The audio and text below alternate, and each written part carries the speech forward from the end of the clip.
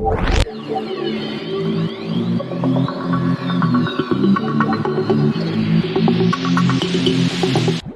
के स्टार्ट में ही हम एक ऑर्फनेज को देखते हैं और यहीं पर हमें मूवी के दो इम्पोर्टेंट कैरेक्टर्स दिखाए जाते हैं, जिनमें एक तो था क्लीटस कैसिडी और दूसरी फ्रांसिस बैरिसन थी। वो दोनों अपने अपने रूम में बैठे होते हैं और ये जगह किसी मेंटल असाइलम के वार्ड की तरह लग रही थी। यहाँ पर हम नोटिस करते हैं कि फ्रांसिस काफी डरी होती है। तब क्लीटस उससे पूछता है कि आखिर डॉक्टर ने तुम्हें क्या कहा। तब फ्रांसिस कहती है कि मेरी म्यूटेशन काफी तेजी से बढ़ती जा रही है और मैं आहिस्ता आहिस्ता एक पावरफुल म्यूटेंट बनती जा रही हूँ और मैं बहुत डरी हुई हूँ, क्योंकि इस टाइम उसे कुछ लोग एक बड़े से एक्सपेरिमेंट के लिए ले जाने वाले होते हैं, जिस पर क्लीटस उसे तसल्ली देता है कि तुम टेंशन मत लो, सब कुछ ठीक हो जाएगा। और वो ये भी कहता है कि वो लोग तुम्हारे ऊपर कोई भी एक्सपेरिमेंट नहीं कर सकते, क्योंकि तुम उन लोगों की इकलौती उम्मीद हो और वो तुम्हें खुद से दूर नहीं करेंगे। लेकिन तभी कुछ लोग वहाँ पर आकर फ्रांसिस को जबरदस्ती अपने साथ ले जाने लगते हैं। तब ये देखकर क्लीटस को बहुत गुस्सा आता है, इसीलिए वो आउट ऑफ कंट्रोल हो जाता है। अब एक तरफ तो वो लोग पुलिस की गाड़ी के अंदर फ्रांसिस को ले जा रहे थे, तो उधर क्लीटस गुस्से में जोर जोर से विंडो पर हाथ मार रहा होता है। अब वो लोग फ्रांसिस को एक सीक्रेट लोकेशन पर ले जाने लगते हैं, लेकिन रास्ते में ही फ्रांसिस अपने सोनिक पावर की मदद से, यानी आवाज की ताकत की वजह से, वो वहाँ से भागने की कोशिश करती है। इसका मतलब ये था कि फ्रांसिस के पास ऐसी वोकल पावर्स थी जिसकी मदद से वो किसी भी ग्लास या फिर हैवी चीज को तोड़ सकती थी। अब फ्रांसिस की वोकल पावर की वजह से वो पूरी वैन पलट जाती है। अब इसका असर वहाँ पर बैठे हुए पुलिस ऑफिसर्स पर भी होता है, इसीलिए वो पुलिस वाले घबराते हुए फ्रांसिस की आंख में गोली मार देते हैं, जिससे फ्रांसिस फौरन गाड़ी से बाहर गिर जाती है। तब पुलिस को लगता है कि शायद वो मर चुकी है, लेकिन वो मरी नहीं होती बल्कि अभी भी जिंदा होती है। इसके बाद वो लोग फ्रांसिस को एक असाइलम में लेकर आते हैं। यहाँ पर एक डॉक्टर होती है जो फ्रांसिस पर अलग अलग तरह के एक्सपेरिमेंट्स कर रही होती है। तभी हम देखते हैं कि एक वार्ड बॉय आकर फ्रांसिस को एक न्यूज़पेपर देता है। उस न्यूज़पेपर में ये खबर छपी होती है कि क्या क्लीटस को मौत की सजा दे देनी चाहिए। असल में क्लीटस कैसिडी एक काफी बड़ा सीरियल किलर होता है, लेकिन कुछ खास एविडेंस न होने की वजह से उसकी डेथ सेंटेंस यानी सजाए मौत बीच में ही रुकी होती है। अब यहाँ पर हैरान कर देने वाली बात तो ये होती है कि ये न्यूज किसी और ने नहीं बल्कि एडी ने छपवाई होती है। और यहाँ पर डॉक्टर फ्रांसिस को कहती है कि क्लीटस जैसे लोगों को तो मौत की सजा जरूर होनी चाहिए। फिर नेक्स्ट सीन में हम डिटेक्टिव को देखते हैं जो कि एडी के साथ बात कर रहा होता है। यहाँ पर एडी डिटेक्टिव को कहता है कि मेरा क्लीटस से कोई भी लेना देना नहीं है, जिस पर वो डिटेक्टिव कहता है कि वो तो सिर्फ और सिर्फ तुमसे ही बात करना चाहता है। तब ये सुनकर एडी पूछता है कि मुझ में ऐसी क्या खास बात है जो वो मुझसे ही बात करना चाहता है। तब डिटेक्टिव कहता है कि जरूर कोई डेड बॉडी से रिलेटेड बातें होंगी जो वो तुमसे शेयर करना चाहता है, जाके एक बार उससे बात तो जरूर करनी चाहिए तुम्हें। अब यहाँ पर हम देखते हैं कि एडी की बॉडी से वेनम बाहर आकर उस डिटेक्टिव को खाने ही वाला होता है, लेकिन तभी एडी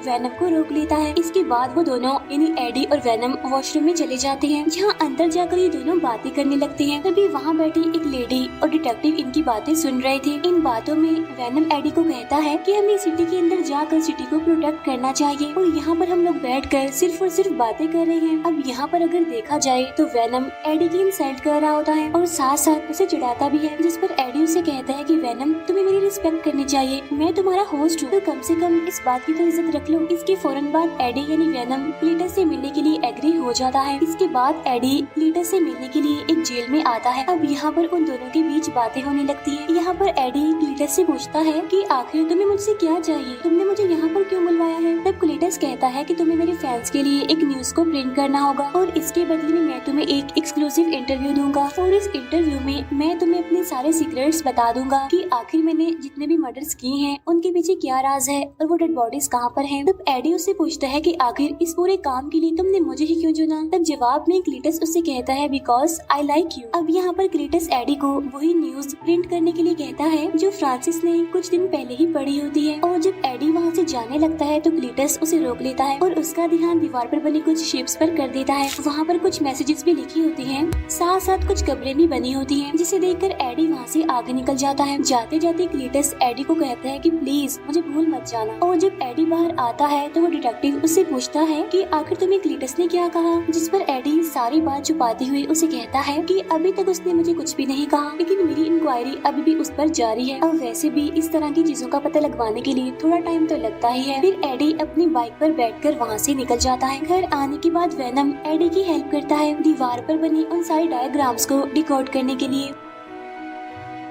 साथ साथ उसे बीच की एक लोकेशन भी बताता है जहाँ पर क्लीटस ने सारी डेड बॉडीज को छुपा कर रखा हुआ था। फिर नेक्स्ट डे बहुत सारे पुलिस ऑफिसर्स उसी लोकेशन पर पहुँच जाते हैं जहाँ पर उन्हें बहुत सारी डेड बॉडीज मिलती हैं जिन्हें क्लीटस ने ही मारा होता है। इसके बाद सारे रिपोर्टर्स आकर एडी से बात करने लगते हैं और उससे पूछते हैं क्या तुम्हारी क्लीटस से दोस्ती हो गई है जो उसने ये सारे सीक्रेट्स तुम्हें बता दिए, यानी कि उसने अपने मारे हुए लोगों की सारी डेड बॉडीज को कहाँ पर छुपा कर रखा हुआ है, क्योंकि उससे अभी तक सिर्फ और सिर्फ तुम ही मिले हो अकेले और तुम्हारे उससे मिलने के बाद ही हमें ये इन्फॉर्मेशन मिल पाई है। अब जब ये इंटरव्यू लाइव टीवी पर आ रहा होता है तो ये देखकर वो डिटेक्टिव काफी गुस्सा हो जाता है क्योंकि इस बारे में एडी ने उसे नहीं बताया था बल्कि सारी बात छुपाई। तो इतनी बड़ी न्यूज देखकर तो उसको शॉक लगना ही था। अब यहाँ पर सारे एविडेंस मिलने की वजह से क्लीटस को सजाए मौत सुना दी जाती है क्योंकि ये न्यूज हर जगह पर फैल जाती है और फ्रांसिस को भी इस बारे में पता चल जाता है। और ये पता चलने के बाद तो फ्रांसिस बहुत दुखी होती है और उधर क्लीटस को भी ऐसा लगने लगा था कि शायद एडी ने उसे धोखा दिया है। तो इसी वजह से वो इस सब के लिए एडी को रिस्पॉन्सिबल कहता है क्योंकि इस न्यूज के छपने की वजह से एडी रातों रात फेमस जो हो जाता है। इसके बाद वेनम एडी को कहता है कि हम मिलकर दुश्मनों का खात्मा करेंगे और वो एडी को ये भी कहता है कि अब मैं मुर्गियाँ खा खा कर तंग आ चुका हूँ और अब मैं इंसानों को खाने के लिए बेचैन हूँ। तब ये सुनकर एडी उसे कहता है कि हम तो पहले ही क्लीटस के केस में उलझे हुए हैं, तो इसीलिए समझदारी इसी में है कि हमें और कोई रिस्क नहीं लेना चाहिए और अगर किसी भी पर्सन की मौत हो गई या फिर कोई गायब हो गया तो FBI का सीधा शक हमारे ऊपर ही होगा, इसीलिए इस टाइम में हम किसी भी मुसीबत को दावत नहीं दे सकते। अब इसी वजह से उन दोनों के बीच बहस होने लगती है और वेनम एडी को बुरा भला कहने लगता है। तब यहाँ पर एडी उसे फिर से कह देता है कि प्लीज मेरी रिस्पेक्ट किया करो। इसके बाद एडी मिलने के लिए एक शॉपकीपर के पास जाता है। इसके बाद वो सीधा एक पोल्ट्री फार्म में जाता है जहाँ पर आते ही वेनम बहुत सारी मुर्गियाँ खाने लगता है। अब खाना खाने के बाद जब भी दोनों वहाँ से जाने ही वाले होते हैं कि तभी रास्ते में गैंगस्टर एक लेडी को परेशान कर रहा होता है और उससे पैसे छीन कर वहाँ से भागने की कोशिश करता है। तब एडी वेनम को इस मसले में ना पड़ने के लिए कहता है, लेकिन वेनम एडी की कोई बात नहीं सुनता और वो उस गैंगस्टर को खाने की कोशिश करता है। यहाँ पर एडी वेनम से काफी रिक्वेस्ट भी करता है कि प्लीज ऐसा मत करो, इसीलिए वेनम उस गैंगस्टर को छोड़ देता है और वो दोनों आगे बढ़ जाते हैं। और तभी अचानक से एडी के पास उसकी फ्रेंड एन की कॉल आती है और वो एडी को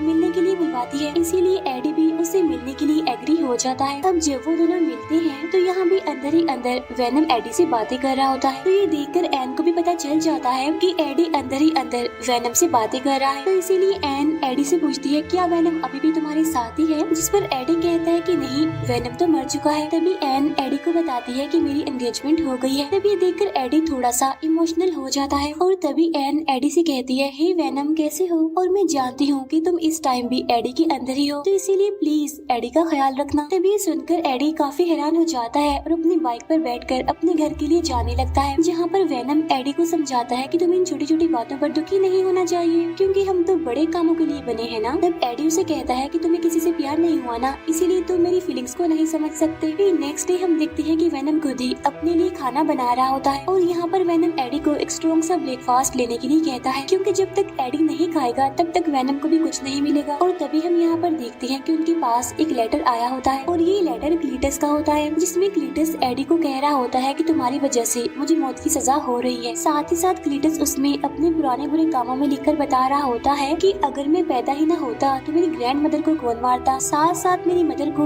बाथ टब में डिबोकर कौन मारता। इसका मतलब ये था कि क्लीटस ने अपनी फैमिली तक को नहीं छोड़ा था। तब क्लीटस ने उसमें ये भी लिखा होता है कि सब कुछ होने के बाद मेरे फादर ने मुझे एक ऑर्फनेज में भेज दिया और वहाँ के बच्चे भी मुझे मारा करते थे, लेकिन फिर मैं वहाँ पर फ्रांसिस से मिला जो कि एक म्यूटेंट थी जिसके पास वोकल पावर्स थी और यहाँ पर हमारी एक अच्छी बॉन्डिंग बनी और हमारी दोस्ती हो गई और फिर देखते ही देखते हम दोनों एक दूसरे को पसंद करने लगे थे। और अब एडी मैं लास्ट टाइम तुमसे मिलना चाहता हूँ, तो इसीलिए एडी भी अब उससे मिलने के लिए एग्री हो जाता है।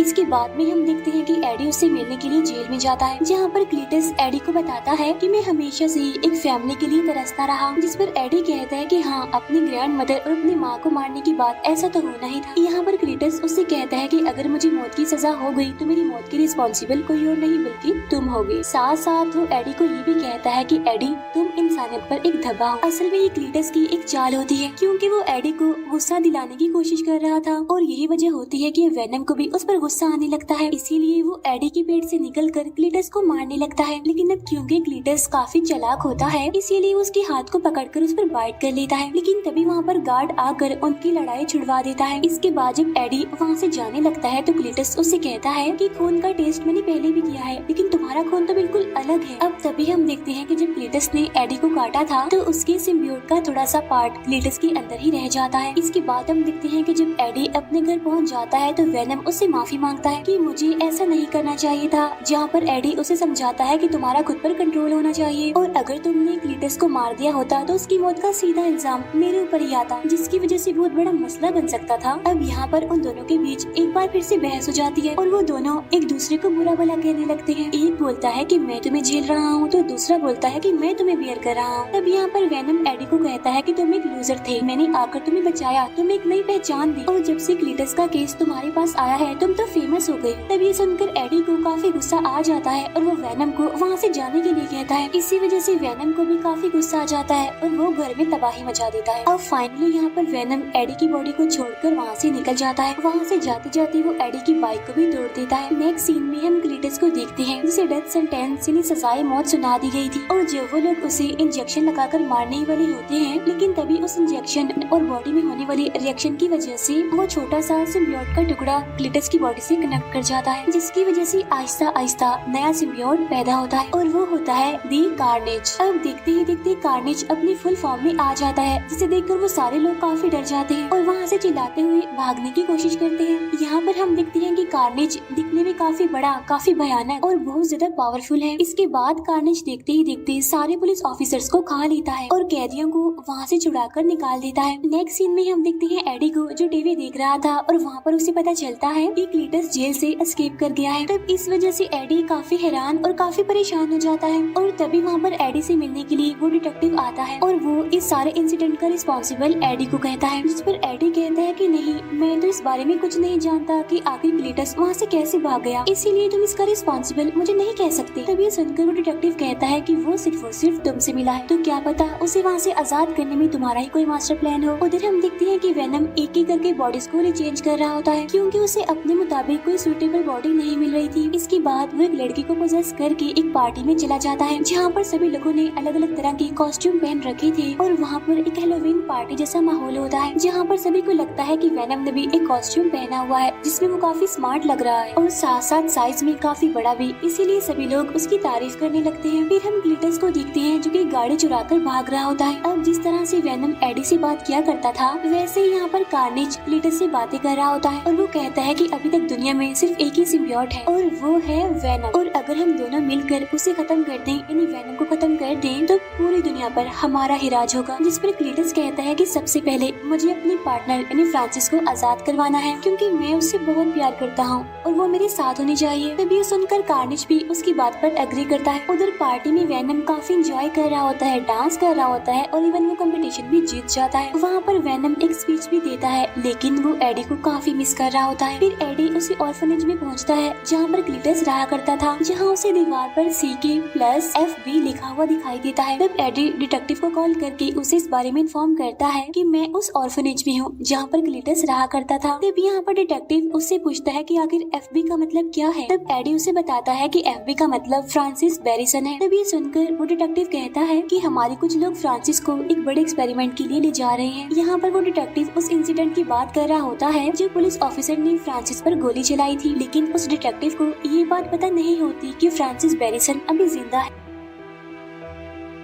उधर क्लीटस एक शॉप में जाकर उसकी ऑनर को मार डालता है, साथ ही वो वहाँ के कंप्यूटर को हैक करके सीक्रेट लोकेशन यानी उस असाइलम का भी पता लगवा लेता है जहाँ पर फ्रांसिस को रखा गया था। अब उस असाइलम में आने के बाद तो सबसे पहले वो वहाँ के डॉक्टर्स को मारता है और फिर वो फ्रांसिस से मिलने के लिए आता है और यहाँ पर ये दोनों एक दूसरे के आमने सामने आकर बहुत खुश होते हैं। यहाँ पर क्लीटस कार्नेज की मुलाकात फ्रांसिस से करवाता है। अब ये तीनों आपस में मिलकर काफी खुश हो रहे होते हैं। इसके बाद ये तीनों ही गाड़ी की मदद से वहाँ से भागने लगते हैं और अब इनके पीछे पुलिस पड़ चुकी होती है, लेकिन कार्नेज के सामने कौन टिकने वाला था। कार्नेज बाहर आकर सारी पुलिस की गाड़ियों को उठा कर फेंकने लगता है और सभी पुलिस ऑफिसर्स को वो जान से मार डालता है। उधर वेनम एक दूसरी बॉडी में आकर उसी शॉपकीपर के पास आता है, जहाँ पर वो उनसे कुछ खाना और चॉकलेट्स मांगता है, क्योंकि एडी को छोड़ने के बाद वो काफी दिनों से भूखा था। फिर एडी को पुलिस कस्टडी में ले लिया जाता है, क्योंकि पुलिस को लग रहा था कि कल रात जो अटैक हुआ है उसके पीछे एडी का हाथ, क्योंकि एडी के घर के पास उन्हें बहुत सारी डेड बॉडीज भी मिली थी। यहाँ वो डिटेक्टिव एडी को सारी बात सच सच बताने के लिए कहता है। तब एडी कहता है कि जब तक मैं एक फोन कॉल नहीं करता तब तक मैं तुम्हें कुछ भी नहीं बताऊंगा। तो इसके बाद एडी एन को कॉल करता है। तब उसकी बात सुनकर एन उस डॉक्टर के साथ बैठकर एडी से मिलने आ जाती है। तब उससे मिलने के बाद एडी एन से कहता है कि सिटी में जो भी हादसे हो रहे हैं उसके पीछे क्लीटस का हाथ है, क्योंकि एक अननोन पावर जो सब पर अटैक कर रही है उसने एक नए सिम्बियोट को पैदा कर दिया है। एडी यहाँ पर ये भी बताता है कि अब मैं और वेनम एक साथ नहीं है, तो इसीलिए एन प्लीज तुम जाओ और वेनम को ढूंढो, क्योंकि एक वेनम ही है जो कार्नेज को हरा सकता है। अब क्योंकि एन जानती थी कि वो शॉपकीपर वेनम के बारे में जानती है, तो इसीलिए वो सीधा वहाँ पर जाती है और उनसे पूछती है क्या आपने वेनम को देखा है, कि वेनम तो उस शॉपकीपर की बॉडी के अंदर ही छुपा होता है। और वो एन को कहता है कि इस टाइम मैं एडी से बहुत नाराज हूँ। तब यहाँ पर एन वेनम से रिक्वेस्ट करती है कि एडी को तुम्हारी मदद की जरूरत है, जाओ और उसकी हेल्प करो। तब ये सुनने के बाद वेनम फाइनली एडी से मिलने के लिए एग्री हो जाता है। उधर क्लीटस और फ्रांसिस पूरे शहर में तबाही मचाते हुए घूम रहे होते हैं, जहाँ क्लीटस की बॉडी से निकलकर कार्नेज कहता है कि मेरा अगला शिकार वेनम है, यानी कि एडी। इसके बाद हम देखते हैं कि वेनम यानी कि एन एडी से मिलने आए होते हैं। इसके बाद ये तीनों किसी तरह करके वहाँ से भाग जाते हैं, जहाँ रास्ते में वेनम एडी को उससे माफी मांगने के लिए कहता है, तो इसीलिए यहाँ पर एडी फाइनली वेनम से माफी मांग लेता है। उधर वो डिटेक्टिव कहीं पर जा रहा होता है, लेकिन उसे रास्ते में क्लीटस मिल जाता है, इसीलिए वो गाड़ी से उतरकर सीधा क्लीटस पर शूट कर देता है। लेकिन तभी उसकी बॉडी से कार्नेज बाहर आकर उस डिटेक्टिव को पकड़ लेता है। इसके बाद जब फ्रांसिस एडी के घर पहुँचती है तो उसे वहाँ पर एन की रखी हुई रिंग मिलती है और तब वो उसे लेकर वहाँ से जाने लगती है। लेकिन वहाँ से जाने से पहले उसे एन की पिक्चर भी मिल जाती है, जिसकी मदद से वो सीधा आकर एन को पकड़ लेती है और फिर वो एन को कहती है कि हमारी शादी में जरूर आना। इसके बाद डॉक्टर एडी को कॉल करके कहता है कि यहाँ पर कुछ लोग आकर एन को ले जा चुके हैं। इसके बाद हम देखते हैं कि क्लीटस और फ्रांसिस दोनों शादी कर रहे होते हैं। अब यहाँ पर वो डिटेक्टिव भी होता है जिसे थोड़ी देर पहले इन्होंने प्रिजनर बनाया था। अब यहाँ एक तरफ तो उनकी शादी हो रही होती है, तो तभी वहाँ पर वेनम यानी एडी भी पहुँच जाता है। अब उसे वहाँ पर देखकर जैसे ही क्लीटस की बॉडी से कार्नेज निकलकर बाहर आता है तो उसे देखकर वेनम डर जाता है और वापिस से एडी की बॉडी के अंदर घुस जाता है। तब यहाँ पर एडी वेनम से पूछता है कि आखिर प्रॉब्लम क्या है, तुम बाहर क्यों नहीं आ रहे हो। तो वेनम उसे कहता है कि ये तो दी कार्नेज है, ये बहुत ज्यादा चालाक, तेज और पावरफुल होते हैं। तब एडी वेनम से कहता है कि बस तुम बाहर आ जाओ और बाहर आने के बाद तुम जिसे मर्जी खाओ, मैं तुम्हें अब नहीं रोकूंगा। तब ये सुनकर तो वेनम फुल स्पीड के साथ फौरन बाहर आ जाते हैं और अब यहाँ पर दो ग्रेट वॉरियर्स के बीच जबरदस्त फाइट छिड़ जाती है। दोनों ही आपस में एक दूसरे को हराने की कोशिश करते हैं, साथ साथ एक दूसरे पर हावी होने की भी काफी कोशिश कर रहे होते हैं। लेकिन यहाँ पर कार्नेज वेनम पर भारी पड़ रहा होता है, उसे उठा कर फेंक रहा होता है। अब यहाँ दरमियान में कार्नेज और फ्रांसिस के बीच में बातें भी हो रही होती है, लेकिन अब क्योंकि फ्रांसिस के पास वोकल पावर होती है इसीलिए वो जोर जोर से चिल्ला रही होती है, जिसकी वजह से कार्नेज को कुछ प्रॉब्लम हो रही होती है, क्योंकि हम जानते हैं कि सिम्बियोट और एक्सट्रीम लेवल की हीट सोनिक पावर को बर्दाश्त नहीं कर पाती। तब इसी बात का फायदा उठाकर यहाँ पर डॉक्टर कार्नेज के ऊपर पेट्रोल डालने लगता है और साथ ही साथ वहाँ पर एक काफी बड़ा घंटा भी होता है जो कि बजने लगता है। अब घंटे की आवाज सुनकर दोनों ही सिम्बियोट्स अपने अपने होस्ट की बॉडी से बाहर आने लगते हैं, लेकिन जैसे ही वहाँ पर आवाज आना बंद होती है तो ये दोनों सिम्बियोट्स वापिस से अपने अपने होस्ट की बॉडी में आ जाते हैं। इसके बाद कार्नेज एन को लेकर सीधा एक बिल्डिंग की टॉप पर जाने लगता है, लेकिन अब तक वेनम की बॉडी पर काफी पत्थर गिर चुके होते हैं, इसीलिए वो वहाँ तक पहुँच नहीं पाता और यहीं पर वो एडी को कहता है कि इस बार हम ये जंग नहीं जीत सकेंगे, क्योंकि कार्नेज मुझसे बहुत ज्यादा पावरफुल है। इसके बाद कार्नेज फ्रांसिस को भी पकड़ लेता है और उसे अपना मुंह बंद करने के लिए कहता है, क्योंकि उसकी सोनिक पावर कार्नेज को काफी परेशान कर रही थी। अब क्योंकि कार्नेज की पकड़ काफी तेज होती है इसीलिए फ्रांसिस का दम घुटने लगता है, इसीलिए वो वहीं पर गिर जाती है। तब ये देखकर क्लीटस को गुस्सा आ जाता है और वो कार्नेज को अपनी बॉडी से दूर हटने के लिए कहता है, लेकिन अब क्योंकि कार्नेज का पूरा कंट्रोल क्लीटस की बॉडी पर होता है इसीलिए वो उसे खुद से अलग नहीं होने देता। अब ये सारा सीन वेनम भी देख रहा होता है, इसीलिए वो एडी को कहता है कि देखो कार्नेज का कंट्रोल क्लीटस की बॉडी पर नहीं है। तभी सुनकर एडी कहता है कि हाँ, सिर्फ तुम और मैं ही एक परफेक्ट मैच है और भला हम दोनों के अलावा कोई और परफेक्ट मैच हो सकता है। जिसे सुनकर वेनम को और ज्यादा जोश आ जाता है जीतने का, इसीलिए वो कार्नेज को चैलेंज कर देता है। इसीलिए अब ये दोनों ही काफी ऊंचाई पर पहुंच जाते हैं। अब एक तरफ तो कार्नेज के हाथ में एन होती है तो दूसरी तरफ वेनम के हाथ में एक रॉड होता है, जिससे वो सीधा कार्नेज के सर में घुसा देता है, जिसकी वजह से एन सीधा जमीन पर गिरने लगती है। लेकिन बिल्कुल ठीक टाइम पर आकर वेनम उसे बचा लेता है। लेकिन इतनी ही देर में कार्नेज भी वहाँ पर पहुँच जाता है और वो अपनी स्पाइक्स को उसके अंदर घुसा रहा होता है। अब यहाँ दोनों सिम्बियोट्स एक दूसरे से बातें कर रहे होते हैं और कह रहे होते हैं कि हम दोनों में से किसी एक को तो मरना ही है। और यहाँ पर वेनम कार्नेज को इस मूवी का बेस्ट डायलॉग भी मारता है, Venom let there be Carnage. लेकिन तब तक वहाँ पर फ्रांसिस भी जाग जाती है, तो इसीलिए वेनम उसे सोनिक साउंड निकालने के लिए कहता है। लेकिन तभी कार्नेज वहाँ पर आकर उसे जोर से धक्का दे देता है और इसी वजह से नीचे गिरते वक्त फ्रांसिस वहाँ पर जोर से चिल्लाने लगती है। तो इसीलिए सोनिक पावर की वजह से वहाँ की सारी दीवारें टूटने लगती है और साथ ही इतनी जोरदार आवाज की वजह से दोनों ही सिम्बियोट अपने अपने होस्ट की बॉडी से अलग हो जाते हैं। लेकिन तभी वहाँ पर वो बड़ा सा घंटा नीचे आकर गिरने लगता है, लेकिन उसके नीचे फ्रांसिस लेटी होती है। लेकिन तभी वेनम वहाँ पर एक बार फिर से आकर एडी, एन, उस डॉक्टर और फ्रांसिस को बचा लेता है। यहाँ पर क्लीटस की बॉडी से कार्नेज पूरी तरह से अलग हो चुका था और यहाँ पर कार्नेज दोबारा से आकर क्लीटस की बॉडी से मिलने की कोशिश करता है, लेकिन तब तक वेनम वहाँ पर आकर उसे खा लेता है। इसके बाद वेनम वहाँ पर आकर क्लीटस को पकड़ लेता है। इसके बाद वेनम क्लीटस को भी जान से मार डालता है और इतनी ही देर में वहाँ पर पुलिस भी आ जाती है और फाइनली सारे खतरे भी टल जाते हैं। इसके बाद एडी उस डॉक्टर को कहता है कि तुम एन को अपने साथ ले जाओ, लेकिन यहाँ पर हम देखते हैं कि इस हादसे में वो डिटेक्टिव बच गया होता है। इसके बाद हम देखते हैं कि वेनम और एडी एक किनारे के पास बैठे होते हैं, लेकिन इसके बाद सीन शिफ्ट होकर एक रूम पर आता है जहाँ पर एडी बेड पर सो रहा होता है। तब वेनम उससे पूछता है क्या हम दोनों को एक दूसरे से कुछ सीक्रेट्स छुपाने चाहिए। तब एडी कहता है कि हर चीज का एक पास्ट होता है। तब वेनम उसे कहता है कि मैं तुम्हें कुछ बताना चाहता हूँ, लेकिन अगर मैं तुम्हें बताऊंगा तो तुम्हारा दिमाग फट जाएगा। लेकिन ऐसी बहुत सारी बातें हैं जो मैं जानता हूँ और तुम्हें बताना भी चाहता हूँ, लेकिन वो सारी बातें बहुत ज्यादा कॉम्प्लिकेटेड है। तब यहाँ पर एडी को लगता है कि शायद वो अपने सिम्बियोट के बारे में उसे बताएगा, लेकिन तभी वहाँ पर टीवी फ्लिकर करने लगता है और आसपास की सारी चीजें बदलने लगती हैं। अब यहाँ पर एडी को ऐसा लगता है कि शायद ये सब कुछ वेनम कर रहा है। तभी सुनकर वेनम कहता है कि नहीं, ये सारी चीजें मैं खुद नहीं कर रहा हूँ। लेकिन तभी हम देखते हैं कि सामने से एक गोल्डन कलर की लाइट चमकने लगती है। इसके बाद हम देखते हैं कि वेनम स्पाइडरमैन के यूनिवर्स में पहुँच गई है, यानी इसका मतलब ये है कि वेनम भी अब स्पाइडरमैन के यूनिवर्स का हिस्सा बन गए हैं। अब इसी सस्पेंस के साथ ये मूवी यहीं पर एंड हो जाती है।